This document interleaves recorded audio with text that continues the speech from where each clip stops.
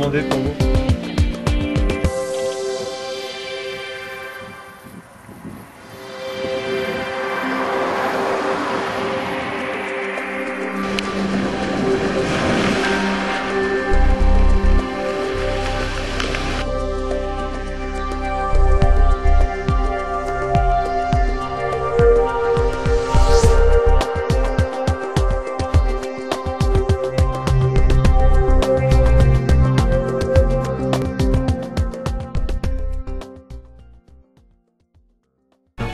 Un cambrioleur ne rentre jamais dans un pavillon, une villa ou un appartement sans avoir au préalable sonné 2 ou 3 fois pour s'assurer qu'il n'y a pas de chien méchant ou de personne à l'intérieur. Même si vous êtes absent, le voleur croira à une présence dans le lieu qu'il convoite.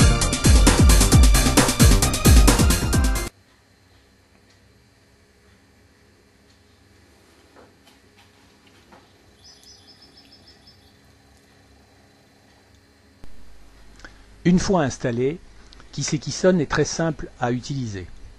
En effet, il vous suffit simplement de l'allumer par le bouton situé à l'arrière de l'appareil. Lorsqu'il est allumé, l'appareil affiche son nom, Qui c'est qui sonne, ainsi que le nom du fabricant, la société EDBTech. La première chose qui s'affiche à l'écran, c'est ce qu'on appelle le menu, avec en 1 le répertoire, en 2 les réglages, et en 3 ce qu'on appelle l'état système, selon qu'il est off, donc ne fonctionnant pas en mode GSM, ou on, fonctionnant en mode GSM. Le répertoire est la liste des contacts sur lesquels vous souhaitez être joint. Vous avez 5 possibilités, 1, 2, 3, 4, 5, qui s'affichent sous vos yeux.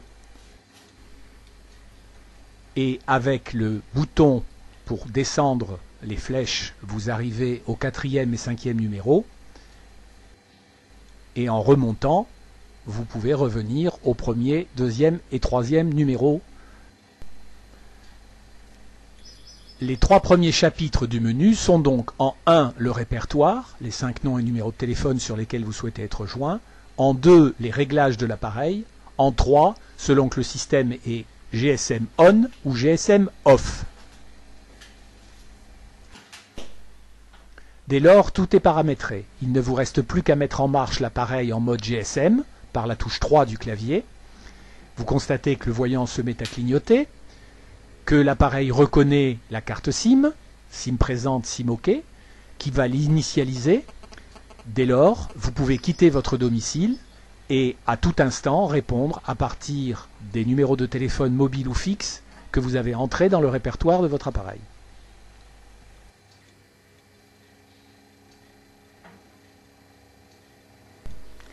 Le point fort des appareils Qui c'est qui sonne en matière de sécurité réside dans le fait qu'en aucun cas la personne qui aura appelé à partir de votre interphone parlophone ne sera mise en relation avec la boîte vocale de votre téléphone mobile ou avec un répondeur téléphonique de téléphonie fixe. En effet, lorsqu'on vous appelle sur un téléphone mobile, si vous êtes déjà en communication, si vous êtes hors réseau, portable éteint, en panne de batterie, dans un tunnel, vous risquez que le correspondant arrive à votre boîte vocale, ce qui ne sera jamais le cas avec l'appareil Qui c'est qui sonne. Voyons à présent ce qu'il se passe lorsque quelqu'un appuie sur le bouton de votre parlophone. Une personne a donc appuyé dans la rue sur le bouton d'appel de votre interphone parlophone. Chez vous, le boîtier Qui c'est qui sonne est en veille. Le voyant GSM clignote. Il est donc susceptible de transmettre la communication vers le premier numéro que vous avez entré dans l'appareil. Quelques secondes après que la personne ait appuyé sur le bouton du parlophone, le boîtier Qui c'est qui sonne établit le contact avec le premier numéro que vous avez rentré. En appelle contact 1 avec le nom et le numéro de téléphone, indiquant que la sonnette est relâchée.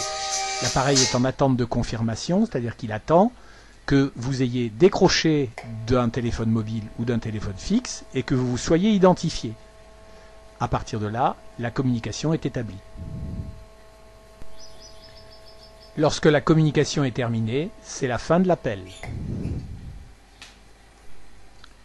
Que se passe-t-il lorsque vous n'êtes pas en mesure de répondre sur le premier, le second ou le troisième numéro que vous avez rentré dans le qui c'est qui sonne? C'est ce que nous allons voir à présent. Quelqu'un sonne à votre interphone. L'appel est établi en premier avec le premier nom et le premier numéro dans le répertoire. Mais personne ne répond. Le qui c'est qui sonne va donc transférer l'appel en toute sécurité vers le deuxième contact.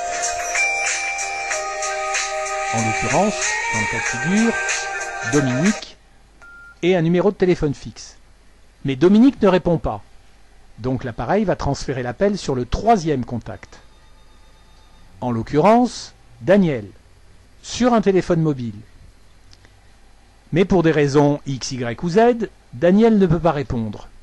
La communication n'est donc pas établie, pas même avec son répondeur vocal, et l'appel va donc être transféré sur le quatrième contact.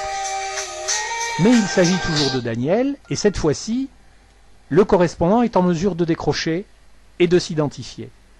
La communication va donc être établie. Elle est en attente de confirmation, donc il suffit à Daniel d'appuyer sur n'importe quelle touche du clavier, et la communication enfin établie permet à Daniel de correspondre avec la personne qui est dans la rue. Il est intéressant de voir ce qui se passe sur votre téléphone mobile lorsque quelqu'un appelle depuis le bouton de votre parlophone. D'abord, vous pouvez attribuer à la carte SIM qui se trouve dans le qui c'est qui sonne une sonnerie spécifique qui vous permettra dès le départ de reconnaître d'où vient l'appel. Ensuite, avec un appareil de téléphonie qui prend des photos, vous pouvez prendre la photo de chez vous. Et cette photo, lorsqu'elle apparaîtra sur votre écran, vous permettra de voir que c'est un appel qui vient de votre parlophone. Enfin, lorsque vous aurez décroché, vous entendrez 3 bips qui ne peuvent provenir que de votre appareil qui c'est qui sonne, à l'exclusion de tout autre appel, et qui vous permettront de répondre de votre téléphone portable, comme si vous étiez chez vous en décrochant le combiné de l'interphone.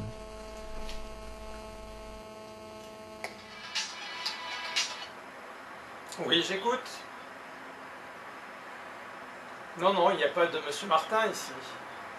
Non, vous devez faire une erreur. Ok, merci, au revoir.